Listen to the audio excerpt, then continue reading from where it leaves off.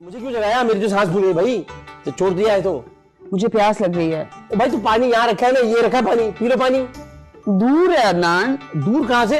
देखो तो करीब रखा है। अदनान पानी दे। आमिर लियाकत की वफात पर हर खासो आम की जानिब से अफसोस का इजहार किया गया। बड़ी बड़ी सियासी शख्सियात ने उनके इंतकाल को सदमा करार दिया। शोबिज और मीडिया इंडस्ट्री में भी सोग का आलम रहा। उनकी वफात पर लोगों की नजरें उनकी बेगमात को ढूंढने में लगी रहीं। पहली बीवी बुशरा के अलावा वहाँ कोई मौजूद न था। हालांकि तूबा आमिर भी कराची में रहती हैं, लेकिन वो नहीं आई। तूबा आमिर ने आमिर लियाकत की वफात पर क्या रिएक्शन दिया था, क्यों वो उनके जनाजे में शिरकत के लिए ना पहुंची, ये सब कुछ हम बताएंगे आज की इस वीडियो में। आप जमीला को छोड़े, बच्चे को बचा लें। अम्मा को लेके आए। अम्मा को क्या हुआ? वही जो जमीला को हुआ।